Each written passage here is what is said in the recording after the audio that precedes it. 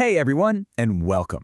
Today, we're going to unlock the gates to one of Belgium's most incredible landmarks, Antwerp Castle.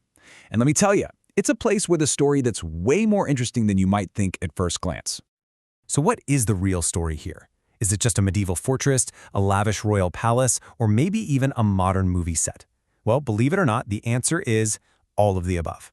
And that journey, that transformation through all these different identities, is what makes this place so unbelievably unique. All right, so let's start our virtual tour. We're heading right into the heart of Antwerp, Belgium. And what's so amazing is that this castle stands like a direct link to a completely different era, right smack in the middle of a bustling modern city. It's an incredible sight. Now, to really get what Antwerpen Castle is all about, you can't just think of it as one single building. It's more like a living thing, something that's been constantly reshaped by history. Its whole purpose has shifted over the centuries, from a place of defense to a center for diplomacy, and now to a home for public art. Let's go back to the very beginning. This place didn't start its life as some fancy, luxurious palace. Nope. It was all about pure function. The Counts of Flanders built the original structure as a stronghold. A tough, fortified spot designed to withstand attack and project power. It was built for defense, not for fancy dinners for dukes. And you can really see that whole story laid out right here. It all starts way back in medieval times as this hardcore military fortress. Then fast forward to the 15th century, and boom, it becomes a residence for some of Europe's most powerful royalty, like the Dukes of Burgundy. After a big makeover in the 18th century, it eventually becomes what it is today, a fantastic public museum and cultural hub for everyone to enjoy.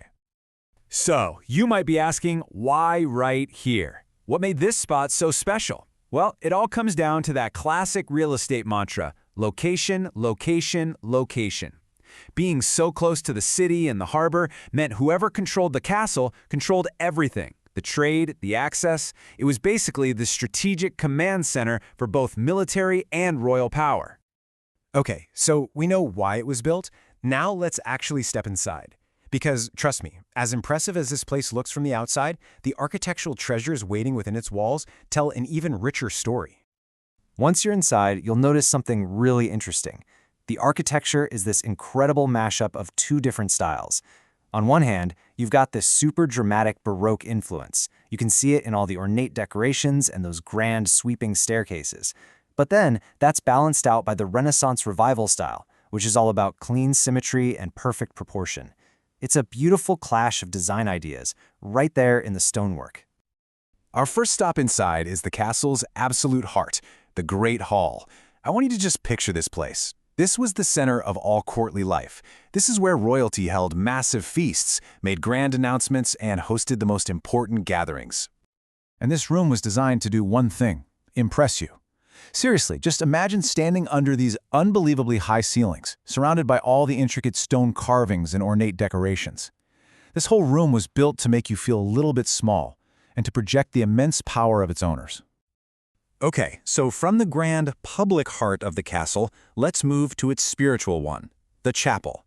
And wow, if you want a perfect little snapshot of that stunning Baroque architecture we were just talking about, this is it. Inside, you'll find more of those incredible carvings and beautiful frescoes, but the real treasure in here is the art. The chapel holds some of the oldest paintings in all of Europe, with some pieces dating all the way back to the 14th century.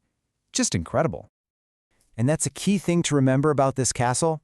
It's not just an amazing building.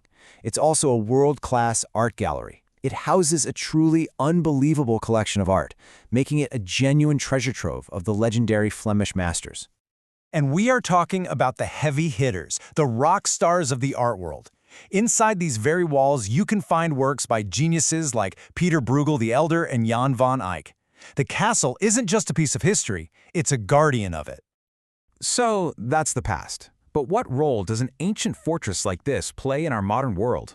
Let's bring our tour into the 21st century. Well, the great news is the castle's story isn't locked away anymore.